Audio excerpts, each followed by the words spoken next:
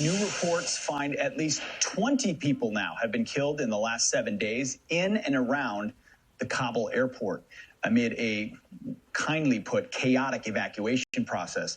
This as threats from the Islamic State, from ISIS, are now forcing U.S. military personnel to establish alternate routes to the airport in their mission to bring Americans home. Our next guest is a Navy veteran who served in Afghanistan. California congressional candidate Shawn Collins joins us now to react. Shawn, thanks so much for being here. You know about this, you're watching the situation in Afghanistan like the rest of us, but when we hear about more lives being lost, entryways to the airport being closed, we still have thousands of Americans that need to be evacuated. Tell me how this situation gets better. So right now, I mean, there's complete chaos and disorder right now in Afghanistan, and we're watching it unfold right now on our televisions.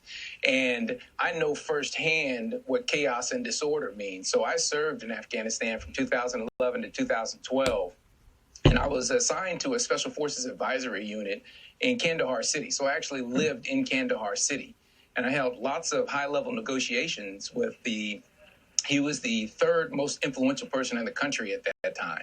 And so because he was so important, the Taliban would continuously take shots at him. So I've survived a suicide bombing, and I've also survived a car bomb as well.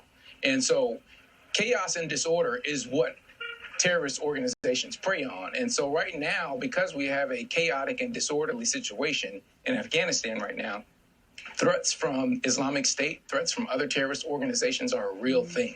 People are vulnerable. And so the fact that 17 people have already died, we need to be on high guard that more could die very soon. That's exactly right. I mean, you were down in Kandahar, then you were in Taliban country. You understand what motivates them. What do you think they're thinking when they look at Joe Biden and the White House and this evacuation and this chaos? What calculations are they making right now? So right now they're seeing a weak president, and they're taking advantage of it. I mean, public humiliation was the #1 goal of the Taliban right now. And President Biden has served that victory up to them on a silver platter right now. And we've got to get control of that situation, or else there are going to be a lot of American lives lost. There's going to be a lot of Afghan lives lost. These are Afghans that have had America's back for the past 20 years. And we got to get the situation under control immediately. You know, again, I've been in this country. To your point, yes, I was actually in Kandahar City. I lived at the police headquarters in Kandahar City. I saw firsthand what this country the results of what can happen if you do not maintain law and order.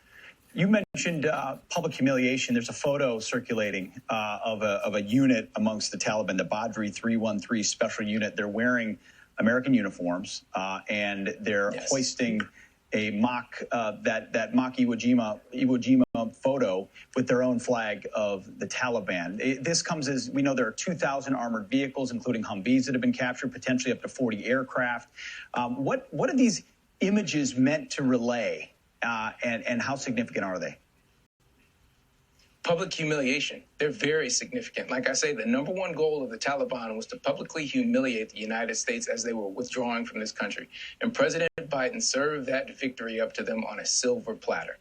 And as an Afghan combat veteran, for every service member that has served in Afghanistan over the past 20 years, is very disturbing, because we are leaving that country right now in a dishonorable manner. President Biden has continuously tried to frame this issue as this was the right decision, and that was never in dispute. That was a bipartisan issue. President Trump had already agreed to withdraw the troops on May 1. President Biden came in and asked for an additional 3 months, presumably so he could have more time to plan. We clearly see that he did not plan.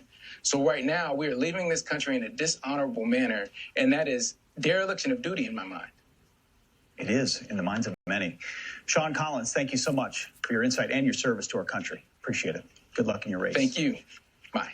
You got it.